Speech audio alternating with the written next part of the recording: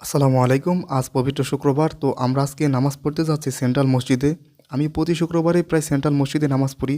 আজকে আপনাদেরকে দেখানোর চেষ্টা করব সেন্ট্রাল মসজিদে প্রতি শুক্রবার কীরকম মানুষ নামাজ পড়ে। তো দেখতেই পাচ্ছেন যে কী পরিমাণ মানুষ নামাজ পড়ে বের হচ্ছে। মানে নামাজ শেষে আমি ভিডিও করতেছি। সেন্ট্রাল মসজিদ আসলে অনেক সুন্দর একটি জায়গা।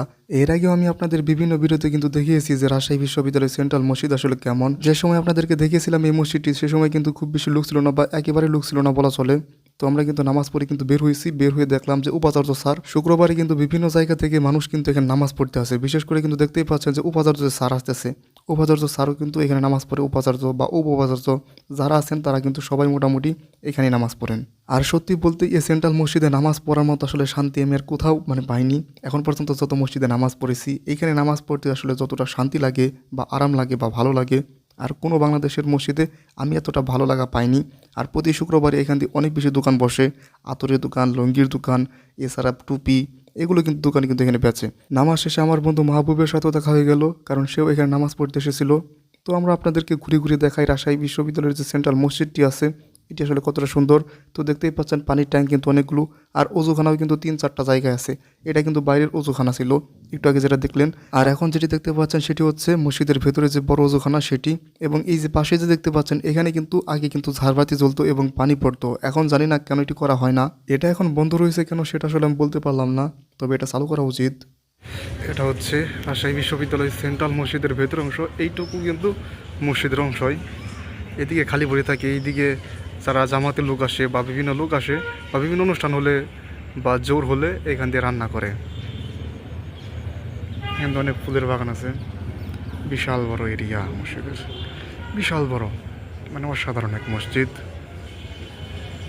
এদিকে হচ্ছে অজুখানা। দাঁড়া, এই হচ্ছে মসজিদের বারান্দা। এটা বারান্দারও বারান্দা, কারণ বারান্দা হচ্ছে ওইটুকু, মসজিদের ভেতরে হয়েছে ওই অংশ। এদিকে বন্ধু মাহবুব নামাজ পড়তে এসেছে, করলাম এসছে মসজিদের ভেতরের অংশ। মানে অসম্ভব ভালো লাগে মসজিদে নামাজ পড়লে, যেটা বলার বাইরে। অনেকেই নামাজ পড়ে যাওয়ার পর আমরা মসজিদের ভেতরে ঢুকি এবং মসজিদের ভেতরের পরিবেশ তো দেখতেই পাচ্ছেন, অনেক সুন্দর এবং অনেক শীতল একটা পরিবেশ। তো মসজিদের ভেতর কিন্তু আরও বেশি ভালো লাগে আমার কাছে। মসজিদ হচ্ছে আল্লাহ তাআলার ঘর, আর আমাদের যদি মসজিদে যদি না ভালো লাগে তাহলে আমাদের কোথায় ভালো লাগবে বলুন দেখি। আমি মসজিদের ভিতর ভিডিও করতেছিলাম, তো আমার হাত থেকে ক্যামেরা নিয়ে মাহবুব ভিডিও করা শুরু করলো এবং সে কিন্তু পরের ভয়েসটুকু দিয়েছে। কি সুন্দর একটা পরিবেশ। এই যে আমাদের বন্ধু সিফাত, সিফাত তো বলে সে কোনো ভিডিওতে থাকে না, তাই সিফাতকে ধরিয়ে দিলাম ভিডিওতে।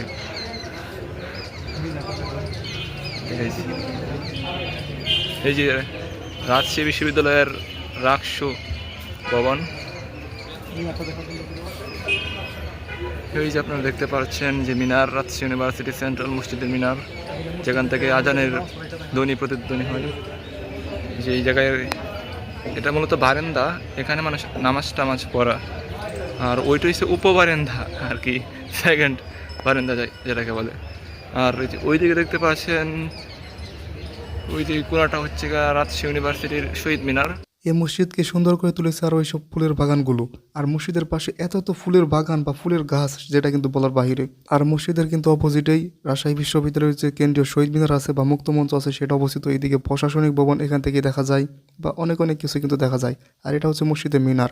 যারা রাজশাহী বিশ্ববিদ্যালয়ে ভর্তি ইচ্ছুক শিক্ষার্থীরা আছে, তারা তো আপনারা তো অনেক স্বপ্ন নিয়ে এই বিশ্ববিদ্যালয়ে আছেন।